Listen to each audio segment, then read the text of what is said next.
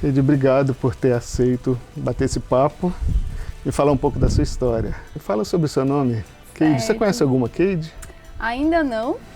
Talvez eu conheça, acho que não é tão incomum, mas o meu nome, ele não tem uma história muito mística, alguma coisa assim, é mais tecnológica. Tecnológica. Pode ser. Eu sou de 95 e na época eu acho que algum primo meu estava com acesso à internet e aí pesquisou numa lista, nomes diferentes, passou para minha mãe, dentre esses ela escolheu Keide. Interessante, essa história de nome tecnológico eu nunca tinha ouvido. Porque geralmente é nome, tem algum significado, pode ser, não pesquisei, que tem algum significado assim mais, né, complexo, mas da história do nome é esse, é mais tecnológico, assim. E a Keide de quê? É Keide Patrícia, caso eu não gostasse do primeiro, tinha uma segunda opção, mais normal, Keide Patrícia Carneiro. Carneiro. Você é de onde, Keide? Eu sou de Parobé, no Rio Grande. Parobé. Parobé. Se alguém falar que conhece Parobé, eu vou estranhar no caminho, que quase ninguém conhece. Mas é uma cidadezinha, não é tão pequena, uma cidade mais industrial, assim, no Rio Grande do Sul, que fica no Vale do Paranhana. Paranhana, onde passa o rio Paranhana. E é um vale, né? Então é uma cidadezinha que tem mais 3 ou 4, assim, que ficam perto. E ela fica no pé da serra, onde eu geralmente falo que é o pé da Serra de Gramado e Canela, daí todo mundo, Gramado e Canela. Mas Parobé, isso todo mundo conhece, né? Parobé é outra história, assim, não tem nada a ver com essa coisa de Gramado e Canela, assim, muito turístico, né? É uma cidade pouquíssimo turística, mas que eu gosto, não posso dizer que não gosto, não saí de lá por não gostar da cidade. Mas ela é mais uma cidade industrial mesmo, eu resumiria assim. Também fica um pouco perto de Porto Alegre, 80 quilômetros de Porto Alegre, um pouco perto do litoral ali do Rio Grande do Sul. E fica ali naquele meio, nesse vale. Imagino, num sonho assim, Parobé seria uma cidadezinha ali no meio do vale, onde passa o riozinho, antes da subida da serra e ainda um pouco na região metropolitana ali de Porto Alegre. E a sua relação com a bicicleta? Aliás, antes disso, como você é uma pessoa jovem, você tem a cara de pau de perguntar qual é a sua idade. Vou deixar fazer os cálculos, hein? Você falei que sou de 95, é verdade. Você já falou entreguei. 95, tá certo, desculpa. É bem jovem. Fiz agora, acabei de fazer um número bonito, que é 30 anos. Fiz domingo passado. Olha, meus parabéns. E aí comemorei retornando para a estrada pedalando, assim. Queria que fosse uma coisa significativa.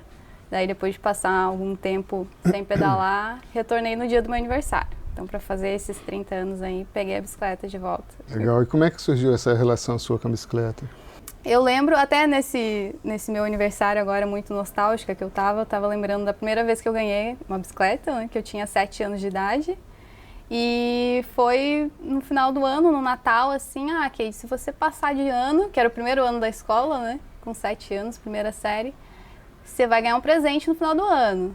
E aí eu tava querendo muito uma bicicletinha, todo mundo tinha, eu queria uma bicicleta daquele estilo clássico, rosinha, com cestinho e tudo mais.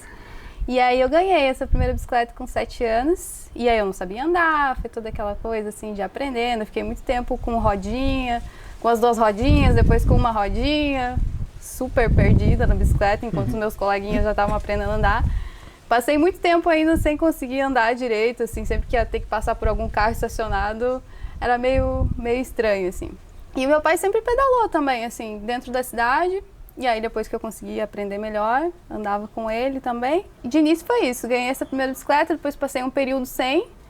E aí, quando eu fiz, já adolescente, quando eu fiz um estágio, desses que tu ganha meio do meio de um salário, assim, ganha ali um pouquinho. Sim, menor aprendiz, alguma coisa assim. Exatamente. Aí fui juntando ao longo do ano. E aí no final do ano, dezembro, também comprei a minha primeira bicicleta. Acho que eu tinha uns 16, não lembro que idade eu tinha. Adolescente. Mas eu acho que eu já tinha quase 18, na verdade. Porque é a mesma bicicleta. A mesma bicicleta que eu tenho agora foi essa que eu fui juntando. A mesma que você está É a mesma bicicleta. na estrada com ela. Ela tá fazendo 11 anos de idade. Cheia de modificações plásticas, né? Ela foi melhorando, foi trocando as peças. Mas isso é uma informação importante, que às vezes alguns colegas, né, imaginam que para viajar precisa de um equipamento novo e top e tal. Se você tiver grana para isso, ótimo, mas não é fundamental, né? Absolutamente não é fundamental. Se né? tiver, e é super legal também, de ir na loja e você escolhe isso, aquilo, parece que é uma brincadeira, assim, você montar seu equipamento. Eu tô sempre olhando, assim, acho muito legal, quanto mais leve e mais prático, facilita mesmo na estrada. Mas eu tinha o que eu tinha, né? Essa mesma bicicleta, inclusive o nome dela é Enterprise. Tem nome que é o bicicleta. nome da bicicleta, é o que vem escrito assim, né? Muito famosa em Parobé. Andei muito por Parobé, lá na minha cidade, com a Enterprise, pra cima e pra baixo. A sua bicicleta é famosa, não é a marca, a sua bicicleta. Não, a minha bicicleta, ela mesma. Ela como pessoa... Ela é referência. Como pessoa que ela é referência. Brincadeira. Certo, e daí para pegar a estrada, como é que foi? Como é que você teve acesso ao cicloturismo, à cicloviagem? Como é que foi a descoberta? É uma grande diferença, né? Você pedalar dentro da cidade, eu e Enterprise sempre para cima e para baixo, indo para o trabalho, indo para todo lado. E você pedalar com bagagem, né? É uma diferença enorme. Eu já tinha o bagageiro traseiro só, mas era isso. Nunca alforge, nem sei. Se escreve com G ou com J. O que é o alforge? Uma malinha que você pendura ali. Andava com a mochila pendurada ali no bagageiro. Pelo YouTube mesmo. É o canal onde assim eu consegui ver as pessoas fazendo e que o negócio funciona. Assim. Mas aí você procurou por alguma coisa desse tipo que eu gostava de viagem ou descobriu por acaso, futucando ali, descobriu que alguém viajava de bicicleta e isso caiu a ficha? Assim, eu acho que eu descobri, assim, porque antes de sair para viajar de bicicleta, eu já tinha muita ideia de sair para viajar. Para algum lugar, de alguma forma. Assim, não sabia bem como. Eu estava numa contagem regressiva, assim, para terminar a faculdade e sair, assim, queria muito fazer mochilão, fazer voluntariado, fazer alguma coisa assim. Então eu já olhava muitos vídeos no YouTube nesse estilo, assim, dessa vibe de mochilão, voluntariado, e acabou, né, aparecendo. Eu lembro que um dos primeiros vídeos que eu vi, acho que a gente até não comentou, não sei se você conhece, os meninos que antes eram pernas de aço, e agora é o pessoal que tem um sítio no Paraná. Eu não me lembro o nome deles, mas acompanho muito o trabalho. Eu lembro que foi um dos primeiros vídeos que eu vi e era alguma coisa assim, como fazer manguitos e pernitos. Acho que foi uma das primeiras coisas assim que eu pensei, nossa, que linguagem, um outro universo, né? Alforjes, manguitos, espiriteira, essas palavras. Espiriteira, que nome engraçado. E foi ali que eu comecei a ver. E aí, convergindo com isso, que eu já estava esperando terminar a faculdade para sair, eu sempre acampei, eu e Todd, a gente... tem que falar, né? Eu não viajo sozinha. A gente ia chegar aí, né?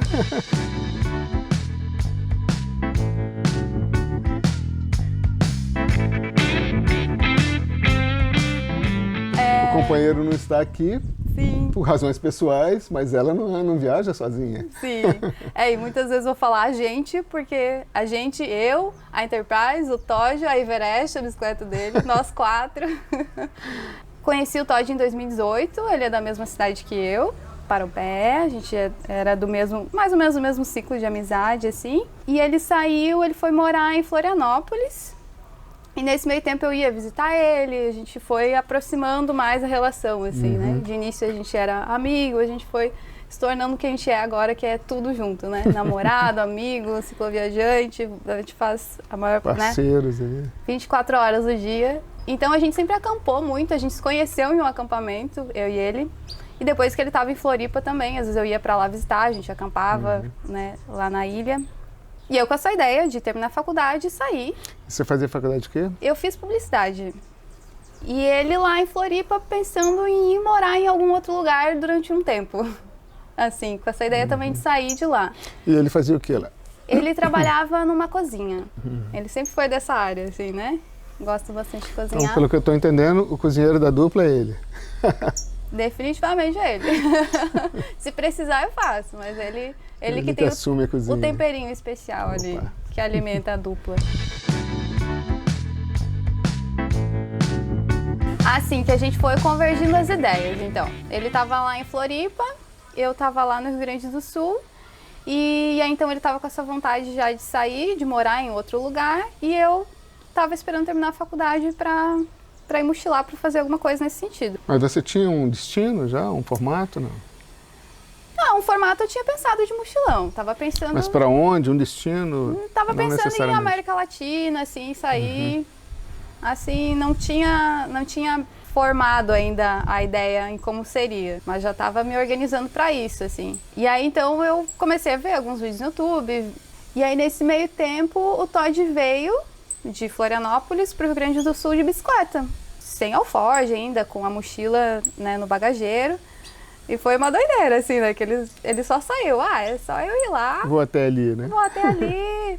Assim, sem saber direito remendar o pneu da bicicleta. E foi, assim. Aí, a partir dali, a gente foi... Eu não sei bem como que a gente foi chegando nessa ideia de sair de bicicleta, mas parecia muito óbvio, porque era a única coisa que já estava ali. As bicicletas já estava estavam acontecendo, ali. de certa forma. Né? Já estava fluindo para isso. E aí, em certo momento, 6 meses antes da gente sair mesmo, a gente saiu em janeiro de 2022. 6 meses antes, a gente decidiu que seria de bicicleta. E aí a gente começou a comprar os alforjes, colocar o bagageiro certinho e equipando. E deixando para trás as coisas que a gente tinha, entreguei, né, a casa de aluguel que tinha lá. E aí a gente foi se organizando para sair. Foi mais ou menos assim, a gente foi formulando a ideia. E qual foi o destino? Do dia que você saiu, qual foi o destino? A gente começou já subindo a serra. Começou subindo a serra por uma estradinha de chão. O primeiro destino foi Canela, né, que é ali a cidade turística, para fazer um voluntariado. Desde o início da viagem a gente sempre voluntariou pela Worldpackers. Tá, isso fazia parte do projeto, né? Sim, a gente já tinha cadastrado antes, a gente fez uma conta de dupla e aí aplicou para várias vagas, para o litoral, para a serra, mas já com esse intuito de subir, né? Ir em direção ao norte do país. Então a gente aplicou para algumas vagas assim ao norte de Parobé, de onde a gente estava lá. E aí uma das vagas que aceitou foi essa de Canela. E aí a gente foi. Já tinha uma amiga na cidade de Três Coroas ali na subida. E é muito legal, assim, que nem eu falo que o Todd só veio de Floripa porque ele só veio. A gente foi para a primeira vaga de voluntariado, a gente só foi. A gente foi criando alguns mecanismos que facilitaram mais depois, assim, de dar um pouco mais organizada, assim, de ver, né, alguma parada ou ver melhor o caminho depois. Mas eu só saí, assim. E uma imagem muito nítida do primeiro dia da viagem era eu subindo, empurrando a bicicleta, super pesada para mim, eu mais magrinha aqui, se é que é possível, assim, me sentindo mais fraca ainda. Não que eu seja muito forte, mas assim... A viagem te fortalece. Né? Me sentindo muito incapaz de subir, mas ao mesmo tempo, tipo, é isso que eu tenho que fazer, só vai, empurrando a bicicleta de All-Star. Sabe aquela subida de terra de chão, assim, que as pedrinhas vão... E aí era o meu tênis liso, o pneu da Enterprise era completamente liso, era para mais asfalto, assim. E eu ali, né, derrapando naquela subida. E aí esse foi o primeiro dia de cicloviagem que o Todd falou, nossa, eu tinha certeza que você ia desistir ali. Porque... Se passou por aquele dia... Chorei, assim, nossa, tudo que podia fazer foi terrível, mas deu certo. Foi bem terrível, mas deu certo.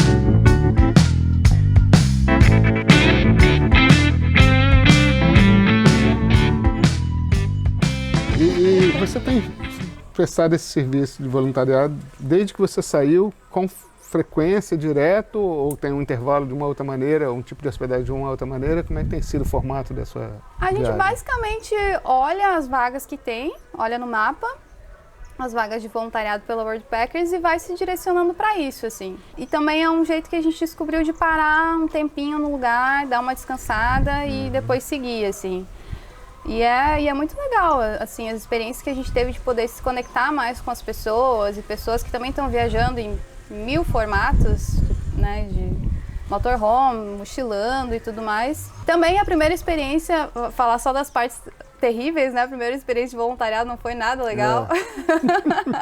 Não era nada do que eu imaginava. Quer dizer, não era assim, não sabia lidar direito. A gente saiu no segundo dia, a gente voluntariou 2 dias. No segundo eu falei pro Todd, não tô gostando de ser anfitrião aqui.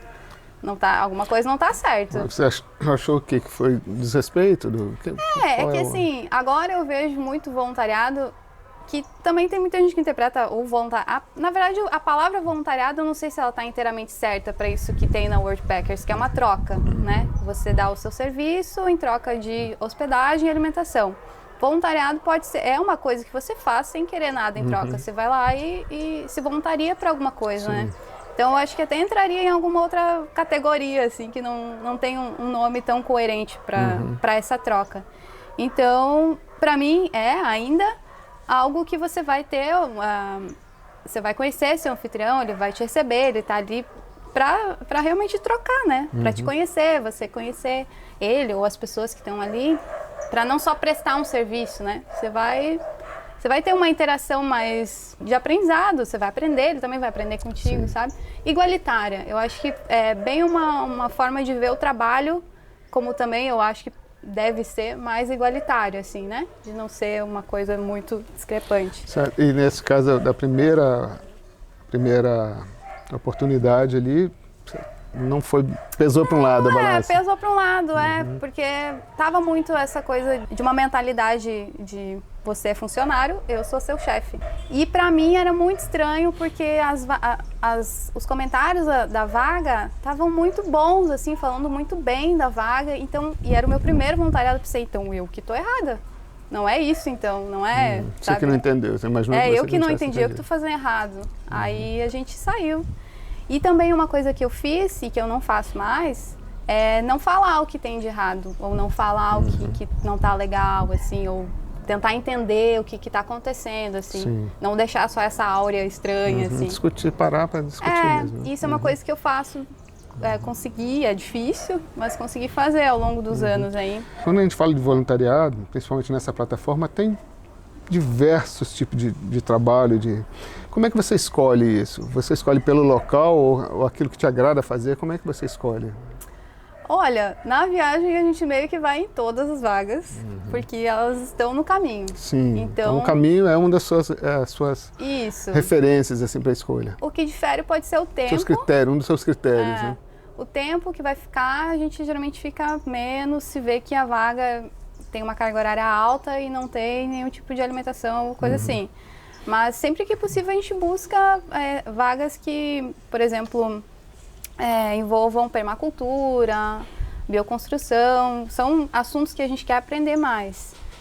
Mas é muito difícil ter, assim, e às vezes algumas vagas têm taxas também. Então a gente vai fazendo e vai vendo o nosso nível de adaptação nesses lugares, assim. Por exemplo, se é um lugar que eu acho que não está tão de acordo com o que está descrito na vaga. Sim. Sempre pode falar, né? Você pode melhorar para o próximo voluntário vir. E aí a gente essa primeira vaga de voluntariado foi estranha, a gente saiu assim, mas um ano depois eu conversei com outros voluntários que tinham passado por lá e sentiram o mesmo que eu. E acho que foi um tempão depois para eu entender que não era bem daquele jeito mesmo, sabe? Eu não estava tão perdida. Essa foi uma experiência, sei lá, vamos considerar uma experiência negativa, talvez. E você tem alguma marcante positivamente? Tem muitas. Logo depois que a gente saiu dali, a gente já foi para uma vaga em Cambará do Sul, que não é uma pousada, porque são casas, assim, são chalés. E lá a gente foi acolhido por um cicloviajante também, o Ricardo, que inclusive é aquele que eu comentei que ele já tinha escrito um livro e tal. E lá foi tipo, nossa, o Ricardo, um super parceiro, assim, um amigo. Tá aqui minha casa, fiquem à vontade, sabe? É isso, e a gente vai fazer umas coisas aqui juntos. E ele tem uma cervejaria no porão também. Aí ali eu mudei minha percepção, pensei, é mais por esse caminho aqui. Então, aí lá também a gente tinha um outro casal de voluntários que estavam começando, assim, e aí eu fui entendendo o sentido dessa troca, assim. Essa foi uma experiência marcante positivamente logo em seguida, assim. E aqui no Espírito Santo, esse não é a sua primeira experiência no Espírito Santo? Acho que já passou por outra aqui. De voluntariado ainda não. Essa é a primeira. Né? Essa que eu tô agora é a primeira no Espírito Santo. Mas pelo que eu estou entendendo, já tem alguma coisa em vista aqui. Sim, Itaúnas, mais pra frente já tô olhando outra vaga de voluntário. A gente já tá aplicado para essa vaga de lá. Certo. Tô bem curiosa. Eu sempre fico muito curiosa antes das chegadas, assim. E você perguntou desse formato, né? Então a gente vai intercalando entre dias de pedalada, digamos, né? Eu tô aqui agora, vou ver que a próxima vaga é lá para Itaúnas. Então, nesses dias a gente vai pedalando e vai acampando, ou às vezes é recebido na casa das pessoas, né? Aí no caminho a gente vê. E a sua viagem tem um destino, ou até que distância está esse destino? Até onde dá para ir, assim. A gente vai indo e foi pegando esse ritmo de pedaladas e paradas, assim, que é um ritmo que pode prolongar mais a viagem. Então, meio que ela não tem fim e não tem um destino. A gente, como saiu do sul, tá indo em direção ao norte, mas se alguém chamar para pegar um barco para o leste, para ir para os países da América Latina aqui para o oeste, a gente vai também. Tá sabe? Pronta para... E também a gente não tem tanto esse... Tem o apego, né? A gente está sempre pedalando, mas os formatos também, a gente é flexível com isso. Assim. Se acontecer de precisar de usar um outro modal, tudo bem, né? A gente só não tem. A gente não viaja de carro porque a gente não tem, brincadeira. A gente não viaja a pé porque bicicleta dá para carregar mais coisas, talvez. Em relação ao sustento de vocês, isso é uma pergunta que quem não viaja sempre quer saber. E quem viaja também quer saber. Além do voluntariado, dessa troca, tem uma outra fonte? De que você precisa e como é que você supre essa necessidade? Então, entre esses voluntariados, às vezes a gente consegue, geralmente na virada do ano, ou depende, né, o lugar onde a gente está, trabalho remunerado mesmo. Então, a gente já fez algumas paradas mais longas, de alguns meses, para conseguir trabalhar. Por exemplo, Serra, no inverno, é alta temporada. Às vezes dá para conseguir um lugar para trabalhar. Litoral, no final do ano, alta temporada. Então dá para conseguir um trabalho remunerado. E a gente vai fazendo assim, a gente não tem nenhuma outra fonte. Assim como a gente para voluntariar, a gente para trabalhar um pouco e aí faz um dinheirinho ali e depois vai que nem formiguinha assim. Aí gasta um pouquinho e vai sempre cuidando. No começo a gente tinha muita ansiedade em relação a isso de se manter na estrada. E pensando mil coisas, vamos vender tal coisa, fazer tal coisa, artesanato, paçoca, polaroid, todas essas coisas. Já fez algumas dessas coisas? Muito pouquinho, assim, a gente tentou, mas a gente não tem tanta desenvoltura, assim, de vender coisas. E a gente foi vendo que trabalhando um pouco e não gastando, e não tendo medo, assim, né, porque eu acho que muito do dinheiro e da grana e do trabalho fixo, esse ciclo de ficar com medo de ficar sem dinheiro, por isso que você fica ali e você paga o aluguel e fica dentro, porque dá essa ansiedade de ficar sem dinheiro. Então tá relaxado no sentido de que eu sei que eu gasto isso, a gente anota os gastos, quanto tá entrando, quanto tá saindo, e eu tô de boas. A hora que precisar, trabalho, assim. O que você considera um perrengue? Chegar de noite e não ter onde dormir, assim, e estar numa caça de um lugar para tomar um banho, comer e dormir. Eu acho que isso e chuva. Eu acho que são fatores que pode acontecer algum perrengue, porque você já tá ali, né, que nem falou, com fome, com vontade de tomar banho ou vontade de ir no banheiro. Então, isso são coisas que a gente foi aprendendo a não chegar nesse ponto, a ir suprindo as necessidades básicas para estar tranquilo no final do dia e, enfim, descansar bem para no outro dia seguir pedalando. Você já se sentiu ameaçada na estrada? Por cachorros. Menos mal, né? Cachorro de fazendas e no interior já. Mas nunca, assim, pelas pessoas, nunca. Bem pelo contrário. É bem o que dizem. Você só vai ser bem recebido, assim.